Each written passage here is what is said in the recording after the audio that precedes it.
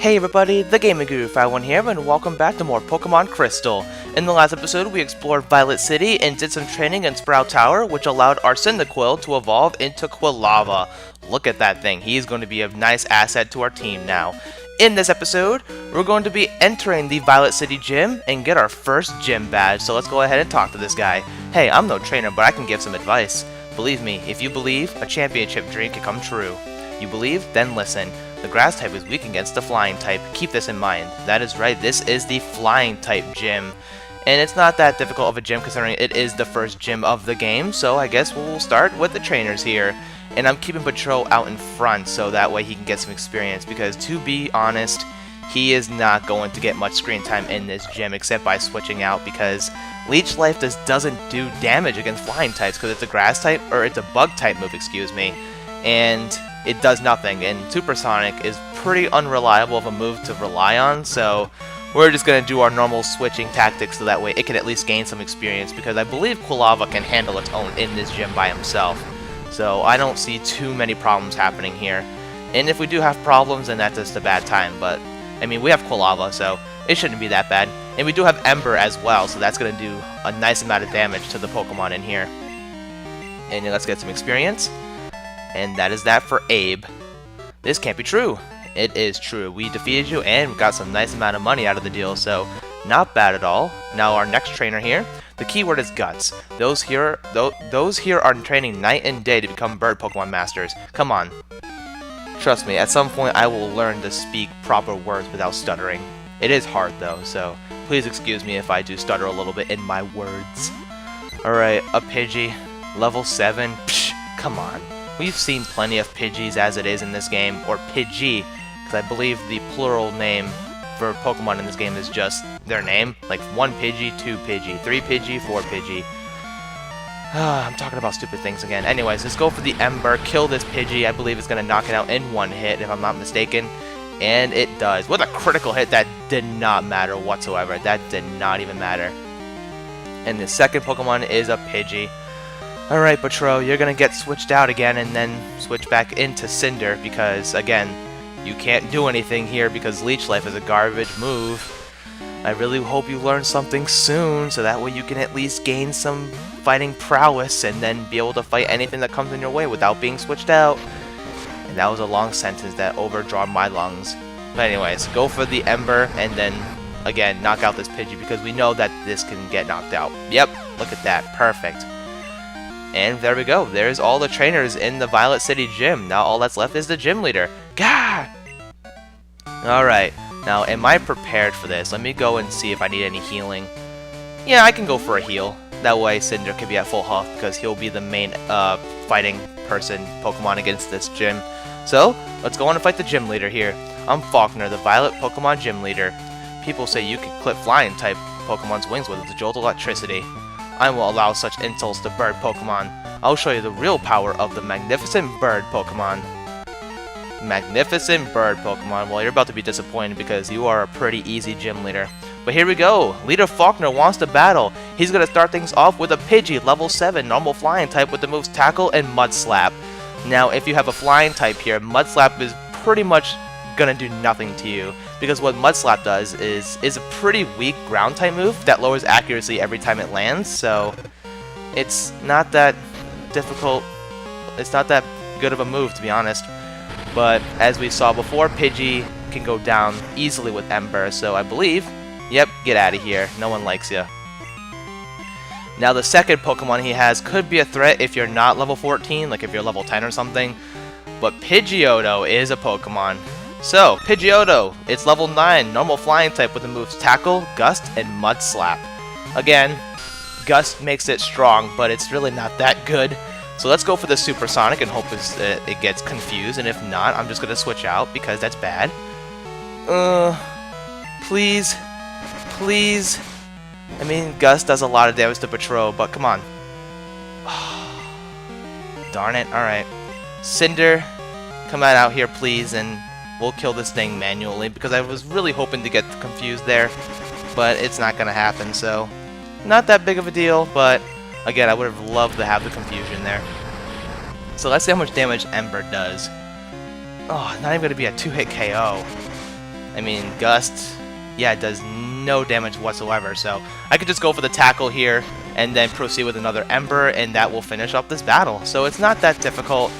It would have been a lot faster if the confusion landed, but I mean, who knows if it would have mattered, because it has a 50% chance of hitting, and it could have very well hit every time.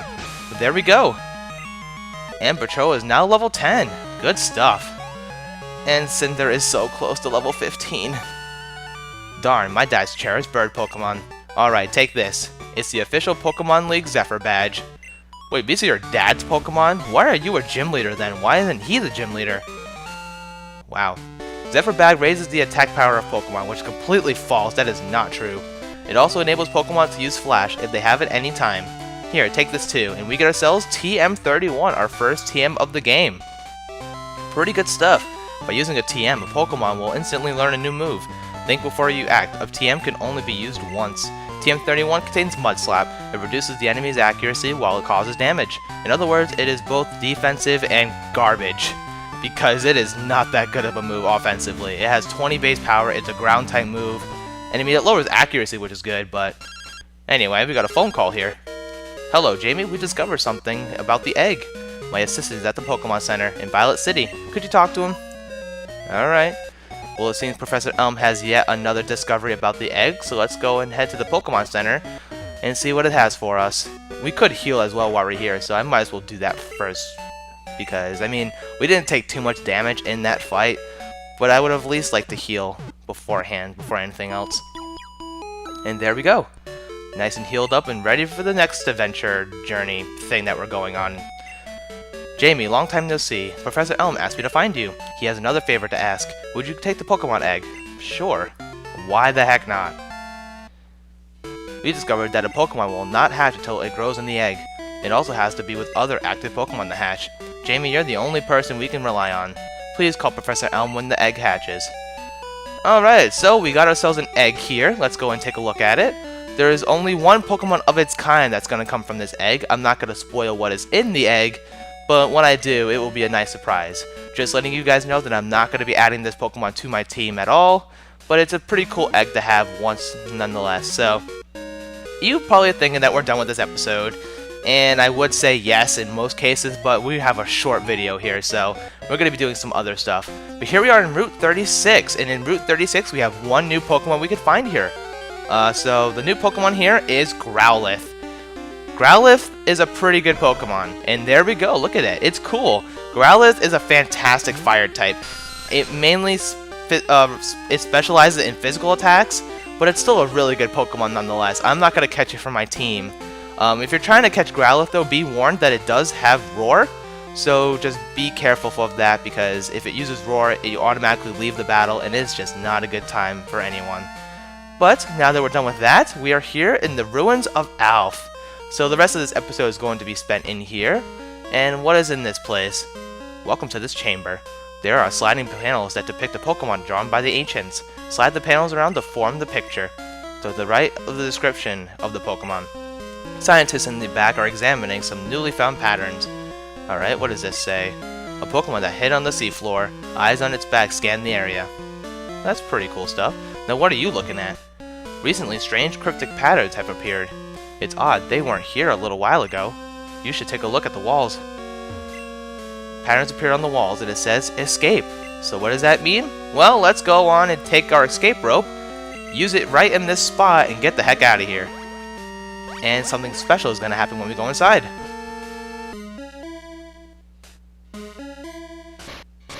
Oh boy.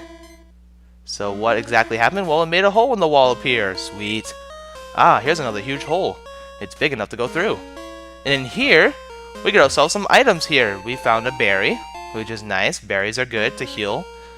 In here, we get a poison cure berry, which is nice because poison healing is good.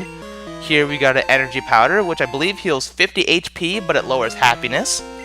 And we have a heal powder, which is a full heal, but again, it lowers happiness. So now that we are done with that, we are going to go around here and solve the puzzle.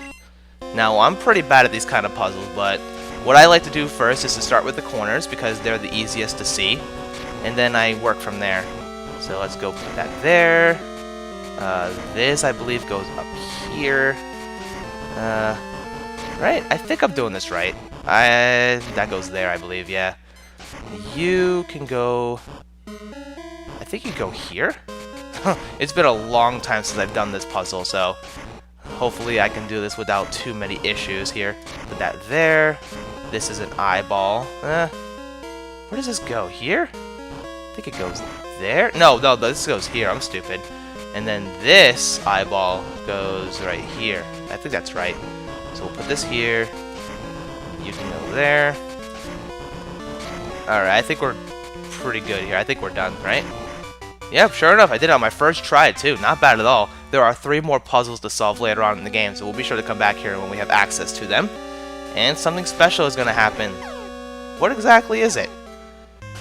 Oh boy, there is a strange presence here. Alright, so what exactly happened? Well, we have new Pokemon here. We have Unknown. Unknown are pretty weird because, well, there's 26 different Unknowns in this game, which is cool and all, but they're kind of garbage. They're not that good at all. Like, all they have is hidden power. Their base stat total is pretty abysmal, and hidden power is a move where it does between 35 to 70 base power depending on it, the Pokemon using it, and it can be any type in the game besides normal type. If I wanted to train Batro, I could just train it in here, considering Unknown are Psychic type, so they are super effective against Bug type moves like Leech Life, so I could train them here if I really wanted to, but I'm not going to do that. What else do we got in here? While exploring the ruins, we suddenly noticed an odd presence. We all got scared and ran away. You should be careful too. The ruins hide a huge secret, I think. Yeah, if you collect all the Unknown in the game, I believe this place will tell you right here. This is the Ruins of Alph Research Center, the authority on the Ruins of Alph. So let's see what we got in here. Let's talk to you. Pokemon appeared in these ruins? That's incredible news. We need to investigate this. And did you say anything about it? The strange Pokemon you saw in the ruins? They appear to be very much like the drawings on the walls there. That must mean there are many kinds of them. Yep, so if you catch all 26 different Unknown in the game, you have the ability to use the Game Boy printer, which means you can print the letters of the Unknown from a printer for whatever reason. There are drawings on stone panels. I tried moving them. I wonder what they are. Alright, I'm not going to talk to everybody because that's just going to take time. Here we are in Route 32, but there's something quick up here that I want to do before we end the episode. Back in Violet City, we have a fruit berry tree which contains a paralyzed cure berry. Pretty good. Alrighty then, so let's head down here for a second and see what we got. Normally, if you didn't get the Violet City Gym badge, you can't go this way, but now that we do, we can talk to this guy first. You have some good Pokemon there. They must be from the training you gave them around Violet City. The training at the gym must have been especially helpful. As a souvenir of Violet City, take this.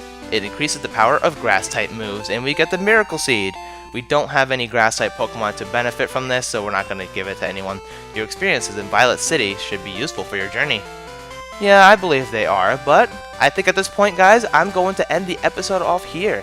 Next time on Pokemon Crystal, we're going to head down Route 32 and see what lies ahead for us on our journey. Pretty sure there's going to be some cool Pokemon to see here. So, with that being said, thank you guys so very much for watching, and I will see you guys next time for some more Pokemon Crystal. See you guys then!